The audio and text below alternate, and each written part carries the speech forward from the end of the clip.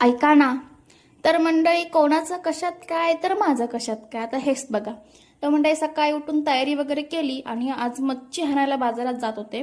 तर तयारी वगैरे करून बाजारामध्ये गेले आणि बाजारात मच्छीच नाही. काय करायचं आता.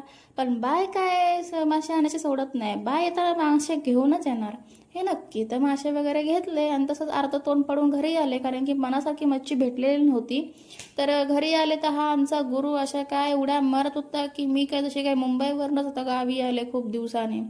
तर आले आणि मस्तपैकी फ्रेश वगैरे झाले, कारण की खूप गरमी होते सध्या. काय करू समजतच नाही.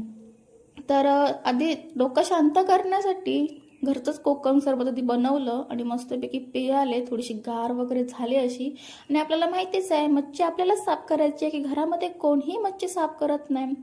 तर आज आणले होते बांगडे आणि मला बांगड्यांची खूप एलर्जी आहे, काय सांगू तुम्हाला. पण काय करणार, पण मी आज बांगडा खाणार हे नक्कीच आहे. तर टाकीवर गेले, मच्छीपैकी मच्छी साफ करून घरात आणली आणि त्याला तिखट मीठ आगळ वगैरे लावून ठेवलं होतं 10-15 मिनटं. त्यानंतर रवा, तांदळाचं पीठ, आपला मालवणी मसाला टाकून मस्तपैकी मच्छीला लावला आणि प्रत्येक मच्छी अशी तव्यावर मस्तपैकी सोडली.